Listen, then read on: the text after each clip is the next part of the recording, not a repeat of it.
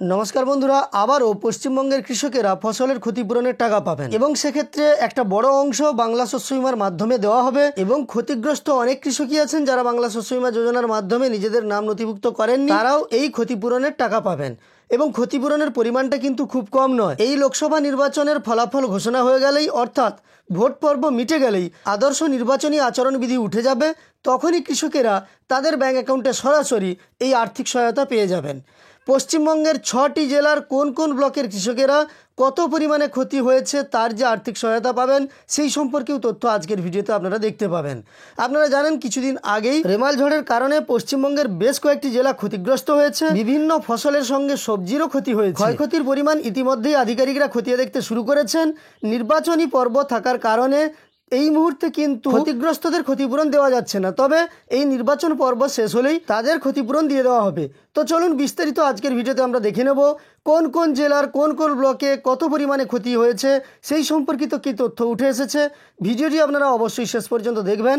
আর সেই সঙ্গে আপনি যদি এই চ্যানেলে নতুন এসে থাকেন তাহলে অবশ্যই আমাদের সাপোর্ট করতে চ্যানেলটিকে সাবস্ক্রাইব করে পাশে থাকা নোটিফিকেশান বেল আইকনটাও অল করে রাখবেন, তবেই পরবর্তী ভিডিওর নোটিফিকেশান সবার প্রথম আপনার কাছে চলে যাবে। তো দেখুন, এই নিয়ে যে প্রতিবেদন প্রকাশিত হয়েছে সেখানে লেখা আছে, ঘূর্ণিঝড় রেমাল থাবা বসিয়েছে বাংলার চাষে। এখনও পর্যন্ত যা হিসাব তাতে 1880 কোটি টাকার বেশি ক্ষতি হয়েছে বিভিন্ন শস্য ও সবজির। সবচেয়ে বেশি ক্ষতি হয়েছে তিল, চীনাবাদাম, পান ও সবজি চাষের। বোরো ধান আগেই উঠে গিয়েছে, না হলে এই ক্ষতির পরিমাণ কয়েক গুণ বাড়ত বলেই মনে করছেন কৃষি দপ্তরের আধিকারিকরা। অর্থাৎ এক্ষেত্রে কিন্তু ধান যেহেতু উঠে গেছে, ধানের চাষিরা কিন্তু ক্ষতিপূরণের টাকা পাবেন না। নবান্ন সূত্রের খবর, ক্ষয়ক্ষতির প্রাথমিক রিপোর্ট ইতিমধ্যেই বিপর্যয় মোকাবিলা দপ্তরে পাঠিয়েছে কৃষি দপ্তর।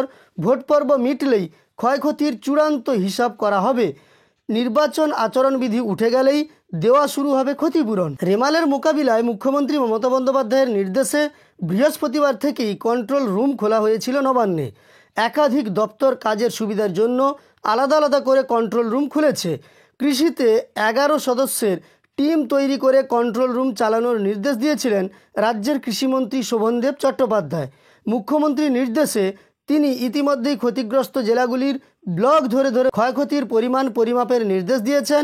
যুদ্ধকালীন তৎপরতায় সেই কাজ শুরু করেছে কৃষি আধিকারিকেরা। গ্রাউন্ড টুদিং প্রযুক্তি ব্যবহার করে কাজ করা হচ্ছে। জানা গিয়েছে, রেমালের ধাক্কায় সব মিলিয়ে প্রায় 5,05,996 জন কৃষকের 71,581 হেক্টর জমি ক্ষতিগ্রস্ত হয়েছে। ক্ষতির পরিমাণ 1880 কোটি টাকার বেশি। সুপার সাইক্লোনের ধাক্কায় দক্ষিণবঙ্গের 6 জেলার চাষবাদ সবচেয়ে বেশি মার খেয়েছে। নবান্ন সূত্রের খবর, উত্তর 24 পরগনায় 22টি ব্লক, হুগলির 18টি ব্লক, হাওড়ার 14টি ব্লক, দক্ষিণ 24 পরগনা ও পূর্ব মেদিনীপুরের 25টি করে ব্লক এবং নদিয়ার 18টি ব্লক ক্ষতিগ্রস্ত হয়েছে। সবচেয়ে বেশি মার খেয়েছে হুগলি জেলার চাষবাদ। অর্থাৎ কোন কোন জেলার কতগুলি ব্লক ক্ষতিগ্রস্ত হয়েছে সেই সম্পর্কে আপনি জানতে পারলেন। এই জেলার গঙ্গা তীরবর্তী এলাকায় 57,963 হেক্টর চাষের জমি ক্ষতিগ্রস্ত হয়েছে। এটা হুগলি জেলার ক্ষেত্রে বলা হয়েছে। ক্ষতিগ্রস্ত হয়েছেন 2,31,852 জন কৃষক। টাকার অঙ্কে ক্ষতির পরিমাণ প্রায় 525 কোটি টাকা। এরপরেই রয়েছে উত্তর 24 পরগনা।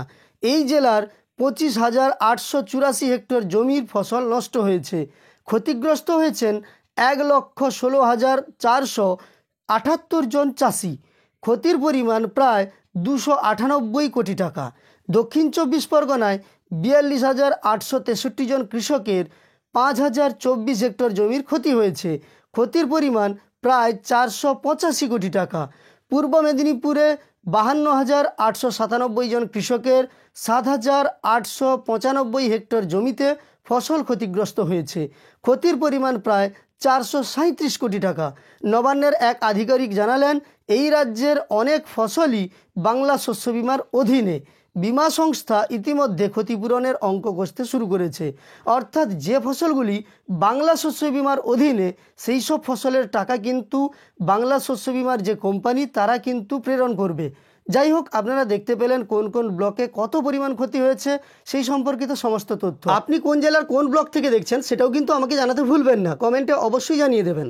আজকের এই ভিডিওটি দেখার পরে আপনার যদি উপকারে এসে থাকে একটি লাইক করে আমাদের উৎসাহিত করবেন, সেই সঙ্গে এই ধরনের আরও ভিডিও পাওয়ার জন্য চ্যানেলটিকে সাবস্ক্রাইব করে পাশে থাকবেন। ভিডিওটি শেষ পর্যন্ত দেখার জন্য অসংখ্য ধন্যবাদ।